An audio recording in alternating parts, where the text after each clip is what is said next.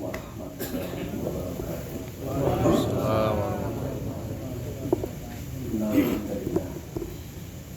Nahmaduhu wa nasta'inuhu wa nastaghfiruh.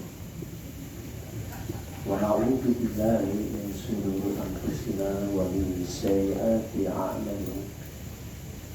Man yahdihillahu fala mudilla lahu wa man yudlil fala hadiya lahu. Asyhadu an la ilaha illallah wahdahu la syarika lahu wa asyhadu anna Muhammadan abduhu wa rasuluh. Allahumma shalli wa sallim ala sayyidina Muhammadin wa ala alihi wa ashabihi wa man tabi'ahum bi ihsan ila yaumil. Qala Allah Ta'ala, a'udzu billahi minasy syaithanir rajim. Bismillahirrahmanirrahim. Ya ayyuhalladzina amanu taqullaha haqqa tuqatih wa la tamutunna illa wa antum muslimun. Shadaqallahu al-azim. Jamaah majelis ilmu yang senantiasa dirahmati oleh Allah Subhanahu wa Ta'ala. Marilah pada kesempatan malam hari ini kita sama-sama mengajarkan puja dan puji syukur kita kepada Allah Subhanahu wa Ta'ala. Ya, karena alhamdulillah pada kesempatan malam hari ini kita semua dapat berkumpul, bertatap muka sekaligus bersilaturahmi di majelis taklim dalam rangka kita tolak ini. Mudah-mudahan hadirnya kita di majelis ilmu ini mendapatkan beribadah Allah Subhanahu wa Ta'ala, mendapatkan rahmat, keberkahan serta ampunan dari Allah Subhanahu wa Ta'ala. Salawat dan salam tak lupa pula mari kita aturkan kepada suri teladan kita, contoh kita Nabi Muhammad SAW, beserta para keluarganya, para sahabat dan juga para pengikutnya yang kita istiqomahnya yang kiamat. Seperti biasa di majelis Latazan ya, kajiannya kitab Bulughul Maram, kitab fikih ya. Ini mungkin ada yang baru ya, perlu kita jelaskan ya. Yang ditulis oleh Ibnu Hajar Asqalani ya, salah satu ulama terkemuka di zamannya pada saat itu, bermadzhab Imam Syafi'i. Adapun kitab yang kita kaji ya, insya Allah kita bahas dari awal dari bab Taharah sampai selesai ya. Sampai nanti ada bab jihad yang terakhir ya. Berikut sarah-sarahnya. Sarah-sarah yang saya ambil itu kadang saya tukil dari kitab Ibadatul Ahkam, tapi lebih prioritas ke situ ya, Ibadatul Ahkam. Kemudian kadang saya pakai juga Subulus Salam. Ada juga ya kitab Al-Muqni ya, buku Qudamah ya, madzhab Imam Ahmad bin Hanbal. Kemudian Majmu' Syarah Al-Madzhab yang ditulis oleh Imam An-Nawawi ya. Ya juga ulama terkemuka pada saat itu, termasuk daripada madzhab Imam Asy-Syafi'i. Kita di sini ya, semuanya ya, hampir rata-rata dulu di Indonesia itu madzhab Imam Syafi'i. Dengan satu catatan ya, dalam satu wasiatnya Imam Asy-Syafi'i di dalam kitab Ar-Risalahnya. Kitab Ar-Risalah itu adalah kitab yang pertama dibuat oleh Imam Asy-Syafi'i tentang perkara menetapkan sebuah hukum ya. Atau kalau istilah sekarang disebutnya usul fikih gitu. Jadi usul fikih yang pertama dibuat itu, yang pertama membuat itu adalah Imam Asy-Syafi'i. Kemudian dikembangkan oleh ulama-ulama berikutnya. Nah, alhamdulillah di majelis Latazan bagi saudara-saudara kita yang baru ya, kajian kitab fikihnya ini sudah sampai bab mau masuk ke bab jamaah imamah ya. Jamaah imamah, maksudnya bab tentang tata cara sholat berjamaah ya. Kemudian imamah ya. Nah, sholat berjamaah imam ini untuk mesti kita tahu. Artinya bagi makmum mesti tahu ilmunya, bagi imam juga mesti tahu ilmunya gitu. Jangan sampai jadi imam juga nggak tahu ilmunya. Gitu. Khawatirnya nanti jadi sholatnya kurang sempurna. Gitu. Jadi imam mesti tahu ya ilmu-ilmunya itu ya tentang bagaimana dia menjadi imam sholat. Begitu juga makmum gitu. Nah di sini terlihat banyak apa namanya pelik ya kan, perlu penjelasan secara detail gitu. Nah adapun nanti kalau memang orang yang mumpuni ya, pada saat sholat tidak ada imam yang mumpuni gitu ya. Jadi cari yang lebih tua gitu ya kan. Nanti ada kriteria seperti itu gitu. Nah insya Allah minggu depan kita bahas tuh ya. Insya Allah kita bahas bab jamaah imamah. Yang bagus lagi bawa kitab Bulughul Maramnya gitu ya. Tapi di sini sudah ada ya.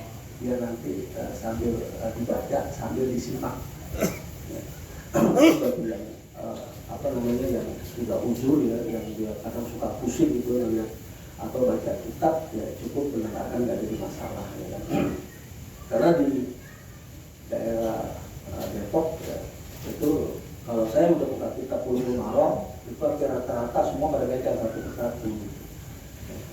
persatu kitabnya gitu.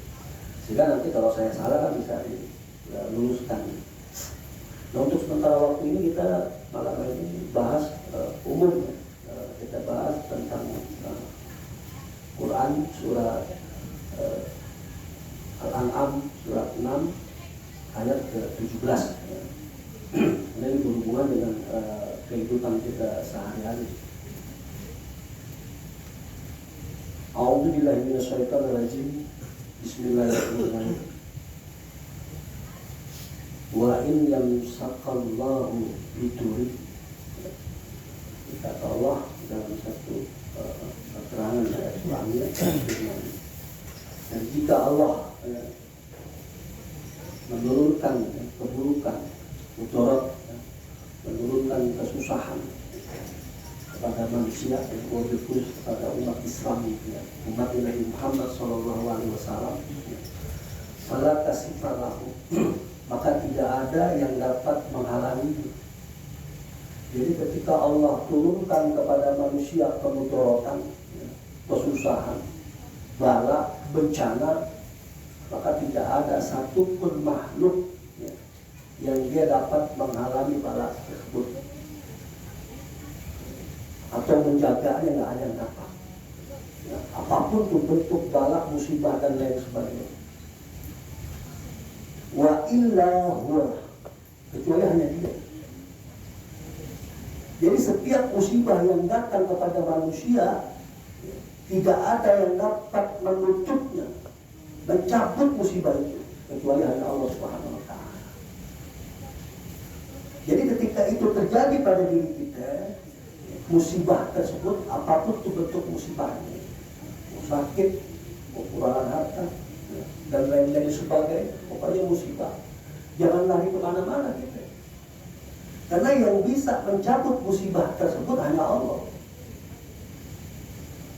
Tidak ada pun makhluk yang dapat mencabutnya, menutupinya, nggak ada yang dapat kecuali Allah. Contoh hari ini musibah di mana-mana, ya, bencana alam, kemudian apa ini corona belum juga selesai, ya. Dampak daripada bencana alam corona, banyak orang yang kesusahan ekonominya, itu kehendak Allah. Itu semuanya kehendak Allah Subhanahu wa Ta'ala. Maka untuk solusi menghilangkan bencana tersebut hanya minta kepada Allah Subhanahu wa Ta'ala, bukan minta kepada siapa-siapa. Apapun itu bentuk bencana. Ini terkadang-kadang kita manusia ketika dikasih bencana atau musibah, bala, kita nggak kepada Allah Subhanahu wa Ta'ala, kita datang kepada makhluk ciptaannya Allah Subhanahu wa Ta'ala, yang dagangannya merugi, yang dagangannya bangkrut, yang kerjaannya diputus, bukan kepada Allah dia datang, justru kepada paranormal, para dukun. Yang terjadi fenomena sekarang seperti itu. Apalagi kemarin di YouTube atau di mana di TV itu ya kan, ada apa namanya itu persatuan gitu kan, persatuan dukun Nusantara. Subhanallah. Kita nggak ngerti wallahu a'lam bishawab. Yang jelas dalam Islam nggak ada ajaran seperti itu. Jadi ketika musibah datang kepada kita, minta kepada Allah, datang kepada Allah. Bagaimana cara kita mendatangi Allah? Berbanyak salat sunnah, salah satunya tahajud. Minta sama Allah. Apabila musibah dan amal kita minta sama Allah supaya cabut musibahnya. Tapi ada kalanya dicabut musibah sama Allah, ada kalanya tidak sama Allah. Yang sakit kita minta sama Allah, ya Allah cabut penyakit saya, Allah nggak dicabut-cabut sampai matinya Allah. Kagak diangkat-angkat ke penyakit sampai matinya. Jangan kita punya buruk sangka kepada Allah bahwasanya doa kita tidak diterima, doa kita tetap diterima. Karena Allah akan menggantinya nanti di yaumil akhir. Digantinya nanti di yaumil akhir. Dengan satu catatan, orang yang terkena bala atau orang yang terkena musibah tersebut ikhlas ridho bahwa ini adalah perbuatannya Allah. Maka dipastikan orang tersebut ketika dia mendapatkan musibah bencana mati dalam keadaan husnul khatimah. Karena Allah ingin angkat derajatnya. Di mana? Bukan di dunia, nanti di dunia. Allah ganti. Jadi bukan doanya nggak dikabul sama Allah, tapi dikabul nanti di dunia. Tapi ada kalanya ketika kita kena musibah kita minta sama Allah ya, dalam hitungan cepat itu Allah cabut langsung. Yang punya penyakit dicabut penyakitnya sama Allah. Yang rezekinya disempitkan sama Allah, dibukakan sama Allah seluas-luasnya untuk rezeki itu. Ada kalanya seperti itu. Dan semuanya adalah ujian dari Allah Subhanahu wa Ta'ala. Maksudnya jangan sampai kita lupa. Karena ayat itu bunyi begitu. Jika Allah memberikan suatu kemudaratan, suatu kesusahan, bala musibah, tidak ada yang dapat mencegahnya, menutupnya, menghalanginya ila Allah kecuali Dia. Maksudnya itu datang kepada Allah gitu maksudnya. Jangan datang kepada siapa-siapa, datang kepada Allah. Nangis sama Allah. Minta solusinya sama Allah. Minta jalan keluarnya sama Allah. Nanti ada jalan keluarnya yang Allah berikannya, kita tidak tahu jalan keluarnya seperti apa. Wallahu a'lam bishawab. Jadi terkadang-kadang saya memberikan satu contoh. Ini ada satu kasus ya, seorang suami atau seorang istri bukan sini di sana ya, di daerah Depok. Ya. Suaminya tadinya sama-sama nggak baik, suami istri sama-sama nggak baik, boleh katakan seperti itu ya. Nah, artinya sholat enggak gitu ya kan? Pokoknya gawat deh gitu ya, kacau gitu ya. Pada saat itu biasa-biasa saja. Nah ketika itu suaminya bertobat dengan taubat dan nasuha. Semua dijalankan syariat. Tadinya kasar jadi tidak kasar, tadinya temperamen jadi tidak temperamen, tadinya galak mau gini jadi nggak galak mau gini gitu. Tapi pada saat dia baik, waktu istrinya juga baik, diajak benar nggak mau, sholat kagak gitu, apa kagak gitu. Bahkan berbuat sesuatu yang di luar dugaan, yang bikin kecewa suami. Bertahan sampai bertahun-tahun. Orang tersebut suaminya bertahan sampai bertahun-tahun. Kenapa dia bertahan? Karena apa yang disampaikan sama Ustaz katanya. Saya bertahan. Maksudnya disuruh sabar. Selama bisa dibina begini istri. Dia bertahan bertahun-tahun. Sangat luar biasa ujiannya.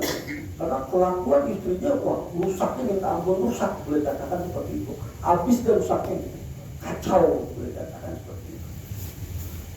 Sampai akhirnya dia datang kepada saya. Nanti Allah akan memberikan solusi kepada antum, jalan keluar kepada antum. Karena ada di istri antum ini adalah ujian cobaan buat antum. Dan Allah berikan jalan keluarnya kepada orang tersebut. Apa jalan keluarnya? Cerai. Terpisah dia, talak. dia datang lagi kepada saya, musibah, bukan musibah itu. Allah akan angkat derajatnya antum. Allah akan hilangkan ujian antum melalui kalah antum itu tadi. Jadi pencarian itu bukan musibah. Karena pencarian itu udah biasa hukumnya, ada dalam agama. Bukan musibah. Siapa yang bilang musibah? Bukan musibah. Kalau kematian musibah. Kalau taruh bukan musibah. Sudah terjadi sejak zaman Nabi Muhammad. Nah, terpisahnya antum dengan istri antum, terbebasnya antum dari ujian. Dan lambat laun antum akan diangkat oleh Allah Subhanahu wa taala derajat. Sebulan, 2 bulan, ketemu lagi. Bagaimana kabar? Saya merasa nyaman. Saya merasa merdeka. Saya merasa khusyuk ibadah saya. Beda dengan waktu istri Anda, waktu Anda masih sama istri antum kan? Beda. Waktu istri Allah, ibadah udah karuan banget. Ibadah udah nggak enak. Buat musuh aja sulit. Tapi sekarang bagaimana? Ibadahnya. Nah itulah solusinya Allah, jalan keluarnya Allah. Ternyata Allah nggak suka ya, orang baik disatukan sama orang yang nggak baik, yang nggak baik. Karena ayat Al-Qurannya begitu. Allah akan satukan orang yang baik dengan yang baik. Suami yang baik dia akan mendapatkan istri yang baik. Istri yang baik akan mendapatkan suami yang baik. Apabila suaminya buruk, maka dia akan mendapatkan istri juga yang buruk dan jelek, yang jauh dari syariat agama. Nah, itu solusi sebenarnya. Ayo mesti dibicarakan secara ya. Karena tidak ada secara umum dijelaskan seperti ini. Padahal solusi. Kematian pun juga sebenarnya selain daripada musibah, ujian, tapi itu juga solusi. Ya kan? Contoh umpamanya ada orang tua sakit, tidak pernah sembuh-sembuh. Ya, udah nggak bisa jalan dari tempat tidur, ada yang seperti itu bertahun-tahun. Ya. Bukan nyusahin anaknya, bukan gitu. Sampai tuh anak ngurusin tuh orang tuanya sangat luar biasa. Buat si anak apa? Ujian. Tapi ada masanya. Kalau kagak sembuh, meninggal dunia. Sembuh itu solusi jalan keluar dari Allah Subhanahu wa taala. Meninggal dunia juga solusi jalan keluar dari Allah Subhanahu wa taala. Artinya Allah cabut ya ujian tersebut bukan itu doang. Cuma tetap harus ini. Sebenarnya seperti itu. Ya. Nanti Allah kasih gambar seperti itu. Jadi jangan kemana-mana ketika musibah datang kepada kita, jatuh kepada kita. Cari Allah. Bagaimana cara mencari Allah? Jangan ke pasar, jangan ke suara, ya kan? Pada tengah malam kita berwudu, sholat tahajud, minta sama Allah ya, supaya diangkat tinggal kita. Kalau kita bekerja, supaya dihilangkan ya kan musibah-musibah yang ada pada diri kita. Nah ini seperti ini. Kemudian di ayat selanjutnya wa in yamsaka bil khairin, dan jika Allah ya berikan kepada seorang kebaikan ya, wa huwa ala kulli syai'in qadir. Allah Maha Kehendak atas segala sesuatu. Jadi ketika Allah berikan suatu kebaikan kepada manusia juga tidak ada yang dapat menghalangi kebaikan tersebut. Siapapun tuh orang ini. Si fulan ingin dikasih satu kebaikan oleh Allah Subhanahu wa taala, kemudian orang ini ingin menghalang-halangi kebaikan tersebut, nggak bisa. Karena tidak ada yang dapat menghalang kecuali izin Allah Subhanahu wa taala. Jadi inti daripada ayat Al-Quran tersebut sebenarnya baik dalam keadaan susah maupun dalam keadaan kita diberikan kebaikan oleh Allah Subhanahu wa taala, tetap kita istiqamah, tidak mengurangi untuk kita menjalankan syariat agama. Maksudnya seperti itu. Mau susah ya kita nggak mengurangi ibadah kita. Senang nggak mengurangi ibadah kita. Justru bertambah. Ini gambarannya seperti itu. Kalau kita kadang-kadang manusia nggak seperti itu. Giliran senang ibadahnya rajin. Giliran susah ibadahnya semua nggak kan? Harus. Karena dia melihatnya Wah, kalau nggak ada duit ibadah kayaknya nggak mantep. Kalau nggak punya ini, wah seket malas ibadahnya. Padahal itu bisikan setan. Saya pun tidak pernah merasakan seperti itu. Ketika kita nggak punya duit, pengen dakwah ini kayaknya malas banget gitu. Bawa. Nggak punya duit, bawaannya malas, mau jalan jauh. Seken banget, mau jalan tuh seken gitu. Ternyata itu setan. Setelah kita tahu berlindung kepada Allah Subhanahu Wa Taala, terus ini satu kebaikan sebenarnya buat kita. Bismillah kita jalan-jalan. Wah ada duit, nggak ada urusan. Karena itu manusia seperti itu tabiatnya, watak, sifat dan karakter. Jadi bila susah dia malas. Tapi ada juga manusia yang terbalik juga. Ya. Kurang susah, kurang susah rajin ibadah. Luar biasa. Hadir di majelis taklim, Pak. Udah bisa dihitung pakai dulu, hampir setiap hari didatang itu majelis ilmu dia. Dalam keadaan susah, takkan sama Allah luar biasa, tahajud dia luar biasa. Dikasih kelonggaran sedikit, barang kesenangan sedikit, dia lupa kepada Tuhan, kepada Rob ini. Tahajud mulai kurang, hadir di majelis ilmu mulai jarang, sholatnya juga udah mulai nggak tepat waktu, diulur-ulur, ya kan? Zuhur mau menjelang asar baru sholat gitu. Alasannya apa sih? Sibuk. Ya. Ada juga yang seperti itu gitu. Jadi maunya Allah dalam keadaan susah atau dalam keadaan tidak susah tetap istiqomah. Syariat tidak berkurang. Menjalan agama tidak berkurang. Mau ujian itu ada di rumah tangga kita nggak ada urusan. Tetap tahajud berjalan, ibadah tetap kusuk, tetap kusuk. Gitu. Ketika kita dalam keadaan senang pun sama seperti itu. Tidak terganggu kita dengan kesenangan yang ada di hadapan kita atau di depan kita gitu. Bab seperti itu, Bang. Saya kasih gambaran ketika kita dalam dikasih kelonggaran, kemudahan urusan dunia, kita sholat banyak lupanya kita sholat. Dikasih kemudahan urusan dunianya, taruh kita dagang dan apa mata atau perhiasan dan lain sebagainya, dikasih kemudahan untuk lokal ibadah. Pokoknya nggak habis-habis itu lah aku itu. Allahu Akbar. Pada saat kita jalan baru berapa menit gitu ya kan, mikir tadi hitung berapa itu tadi udah kepikiran itu begitu. Itu udah pasti itu, nggak mungkin kagak, udah pasti kayak begitu. Nah itu manusia. Tapi ketika dalam keadaan juga sama seperti ini juga gitu. Allah sedih.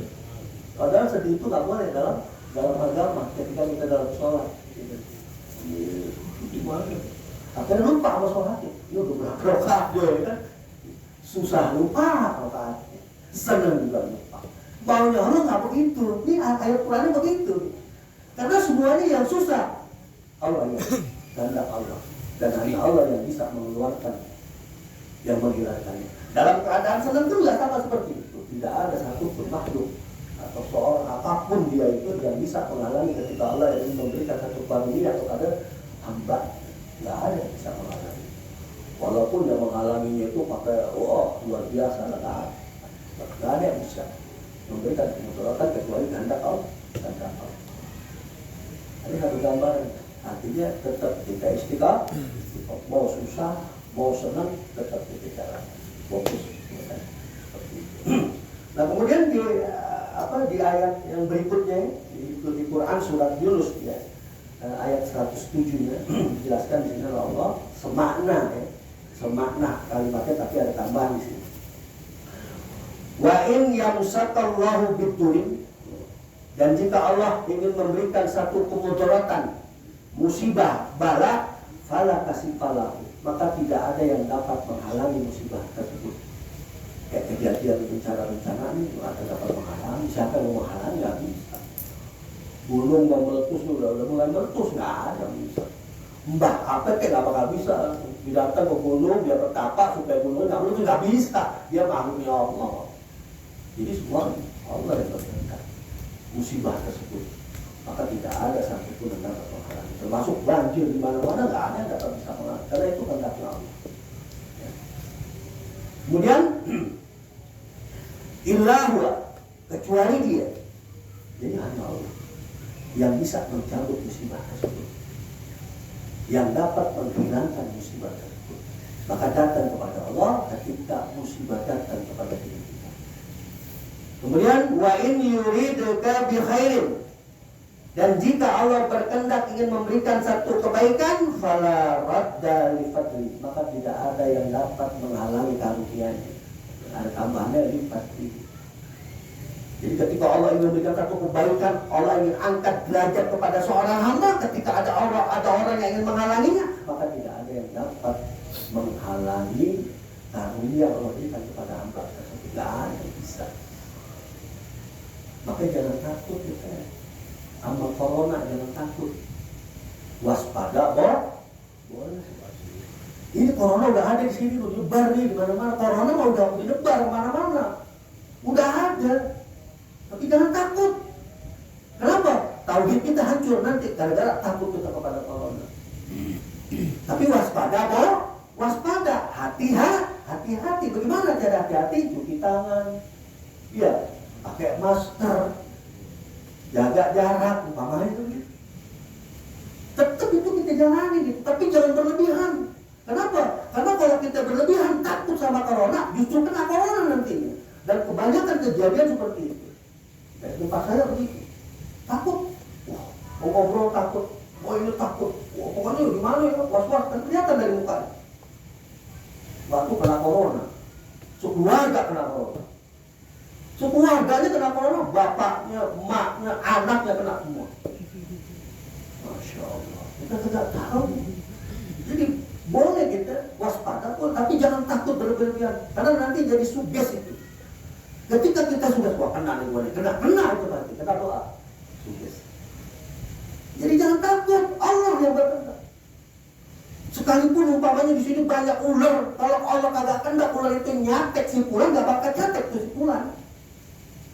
Tapi tetap waspada, jangan mentang-mentang ada ular kobra banyak kita jalan lagi ya, kecacat kita gitu ya kan, namanya bunuh diri gitu.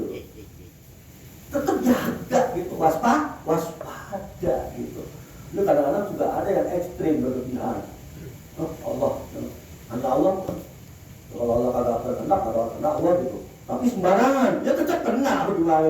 Nggak boleh juga begitu. Karena ada yang begitu. Udah terlalu aja.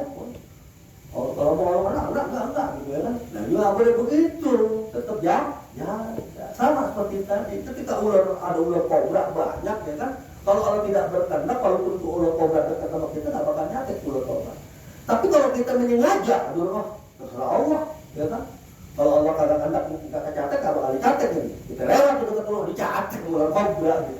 Berarti itu salah pemikiran yang seperti itu. Tetap kita berhati-hati jangan lupakan, ya kan? Apalagi di pasar dan ketika jaga ya musibah corona ini. Gitu. Jadi juga jangan sembarangan buka jangan juga begitu, nggak boleh. Berarti itu namanya selonongboy.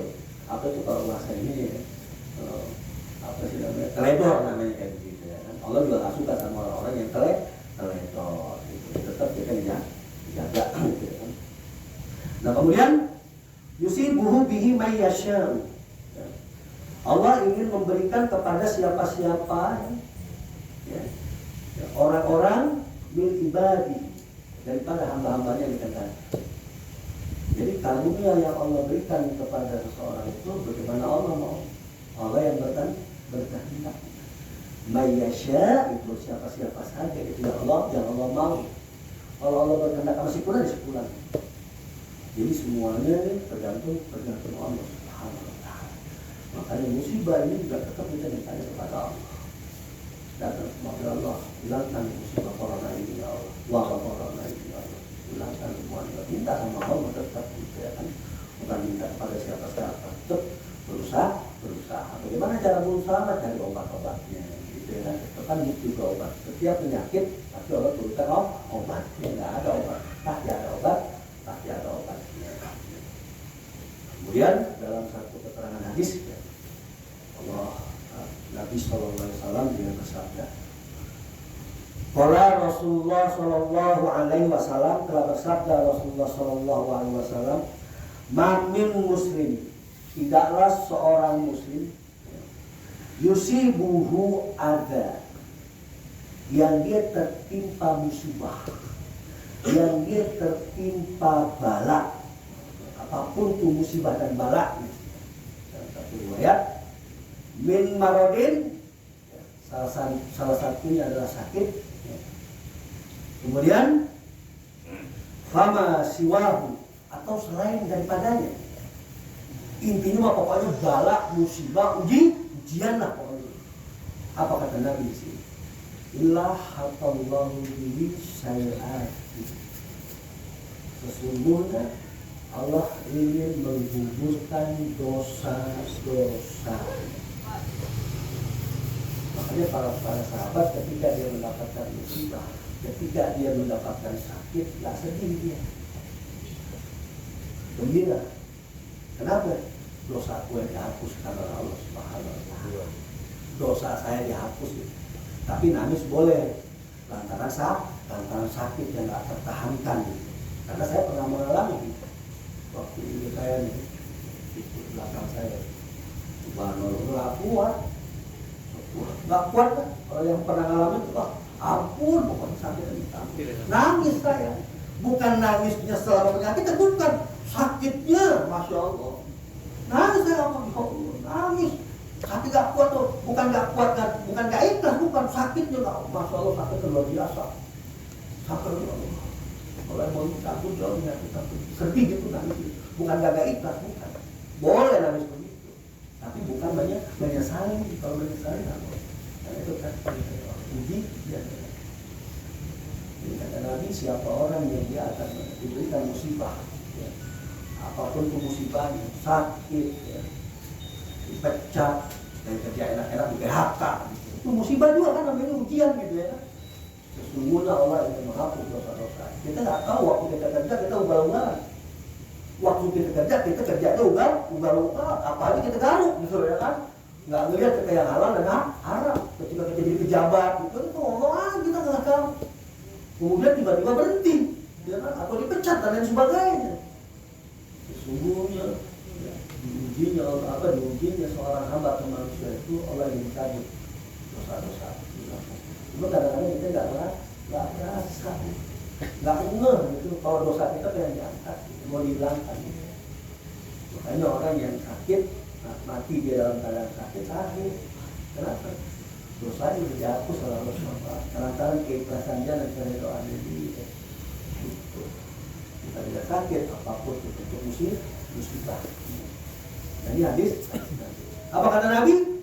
Sama ya. Tahutu syajaratu farqoha, seperti pohon dia menggugurkan daun-daun habis tuh.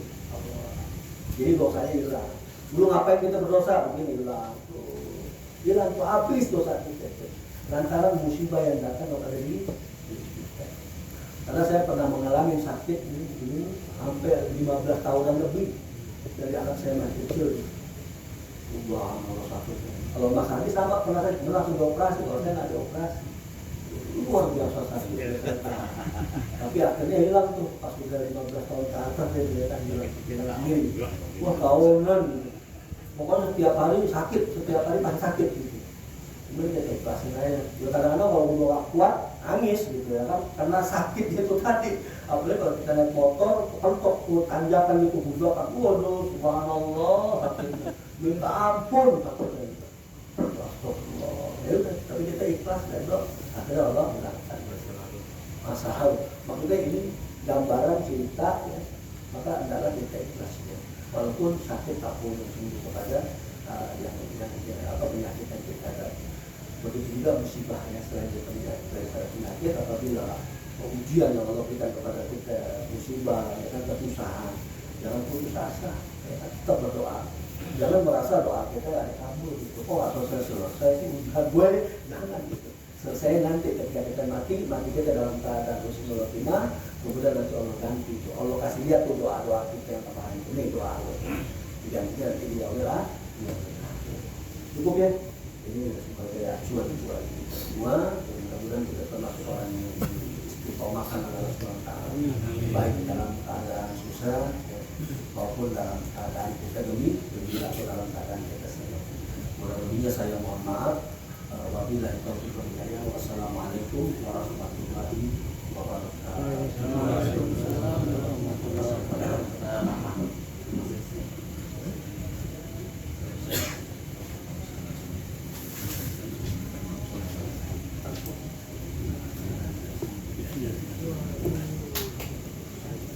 Ulang tahun Tat. Ulang tahun. Ulang tahun dulu Tat. Ini dari ada pertanyaan Tat. Ini ada pertanyaan yang sebetulnya nggak perlu ditanyakan, cuman saya pengen tahu gitu kan. Ya boleh. Jadi ada kematian Tat. Salah satu pihak ada yang mengatakan diadani dikomatkan.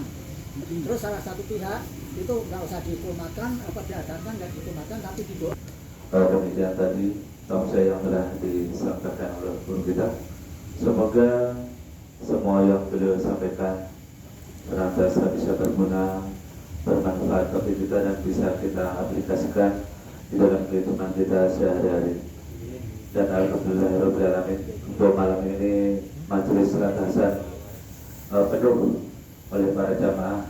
Semoga Allah Subhanahu wa taala mengistiqomahkan kita yang senantiasa menuntut ilmu agama. Semoga dimudahkan dan dilancarkan semua urusan kita. Dan alhamdulillah pula malam hari ini ada sedekah makanan ya, itu yang pertama ini dari teman-temannya Ustaz Asep ya. Semoga Allah Subhanahu wa taala memberikan balasan pahala yang berlimpah, dimudahkan dan dilancarkan rezekinya, disehatkan badannya jasmani maupun rohani. Untuk yang kedua yaitu saudara dari Ayah Jumali beserta keluarga yang alhamdulillah setiap malam Jumat rutin adalah sama-sama kita doakan semoga keluarga Ayah Jumali senantiasa diberikan kesehatan yang barokah, senantiasa diberikan limpahan rezeki yang barokah, dijauhkan dari segala bala dan penyakit. Marilah sama-sama kita baca suratul Fatihah. Kita kirimkan suratul Fatihah untuk yang pertama untuk orang-orang kita yang sudah meninggal dunia, untuk guru-guru kita dan saudara-saudara kita. Semoga Allah Subhanahu wa taala senantiasa mengampuni semua dosa-dosa mereka dan menempatkan mereka di dalam surga Allah Subhanahu wa taala. Alhamdulillah wa kulli niyatin shalihah Muhammadin sallallahu alaihi wasallam. Al-Fatihah. A'udzu billahi minasyaitonir rajim. Bismillahirrahmanirrahim. Alhamdulillahi rabbil alamin arrahmanir rahim maliki yaumiddin iyyaka na'budu wa iyyaka nasta'in ihdinas siratal mustaqim siratal ladzina an'amta 'alaihim ghairil maghdubi 'alaihim waladdallin. Amin. Dalam Fatihah yang kedua kita putuskan untuk diri kita yang hadir pada malam hari ini beserta keluarga kita yang ada di rumah. Semoga Allah Subhanahu wa taala senantiasa lindungi kita, senantiasa dijauhkan kita dari segala bala maupun penyakit, dan Allah Subhanahu wa taala semoga menjadikan kita manusia-manusia yang selalu istiqomah dalam menuntut ilmu Allah Subhanahu wa taala. Ala hadiniyah wa kulli niyatin shalihah Muhammadin sallallahu alaihi wasallam. Al-Fatihah. A'udzu billahi minasyaitonir rajim. Bismillahirrahmanirrahim. Alhamdulillahi rabbil alamin arrahmanir rahim maliki yaumiddin iyyaka na'budu wa iyyaka nasta'in ihdinas siratal mustaqim siratal ladzina an'amta 'alaihim ghairil maghdubi 'alaihim waladdallin. Amin. Astaghfirullahaladzim, astaghfirullahaladzim, astaghfirullahaladzim. Innallaha huwa ghafurur rahim. A'udzu billahi minasyaitonir rajim. Bismillahirrahmanirrahim. Allahumma shalli ala sayyidina Muhammadin wa ala alihi sayyidina Muhammad. Wassalatu wassalamu ala asyrafil anbiya'i wal mursalin wa ala alihi wa ashabihi ajma'in. Walhamdulillahi rabbil alamin. Hamdan syakirin, hamdan na'imin, hamdan yuafi ni'amahu wa yukafi'u masidah. Ya Rabbana walakal hamdu kama yanbaghi li jalali wajhikal karim wa 'azimi sultanik. Allahumma ighfir lana wa li walidina warhamhuma kama rabbayani saghira wa li jami'il muslimina wal muslimat wal mu'minina wal mu'minat al ahya'i minhum wal amwat. Allahumma taqabbal minna innaka antas samiul alim wa tub alaina innaka antat tawwabur rahim. Allahumma hab lana min azwajina wa dhurriyyatina qurrata a'yun waj'alna lil muttaqina imama. Allahumma zalamna anfusana wa illam taghfir lana wa tarhamna lanakunanna minal khasirin. Allahumma arinal haqqa haqqan warzuqna ittiba'a wa arinal batila batila warzuqna ijtinaba. Allahumma inna nas'aluka ridhaka wal jannah wa na'udzubika min sakhatika wan nar. Allahumma lakal hamdu wa ilaikal mustaka wa antal musta'an wa la hawla wa la quwwata illa billah. Allahumma inna nas'aluka salamatan fid din wa afiyatan fil jasadi wa syadatan fil ilmi wa barakatan fil rizqi wa tawbatan qabla al-maut wa rahmatan indal maut wa maghfiratan ba'dal maut. Allahumma hawin alaina fi syakaratil maut wa najatan minan nar wal afwa indal hisab. Rabbana la tuzigh qulubana ba'da idh hadaitana wa hab lana min ladunka rahmah innaka antal wahhab. Allahumma rabbana atina fid dunya hasanah wa fil akhirati hasanah wa qina adzabannar wa qina adzabannar wa qina adzabannar. Wa subhana rabbika rabbil izzati amma yasifun wassalamun alal mursalin walhamdulillahi rabbil alamin. Al-Fatihah. A'udzu billahi minasy syaithanir rajim. Bismillahirrahmanirrahim. Alhamdulillahi rabbil alamin arrahmanir rahim maliki yaumiddin. Iyyaka na'budu wa iyyaka nasta'in ihdinas siratal mustaqim siratal ladzina an'amta 'alaihim ghairil maghdubi 'alaihim waladdallin. Amin. Lebih kurangnya mohon maaf. Wassalamualaikum warahmatullahi wabarakatuh.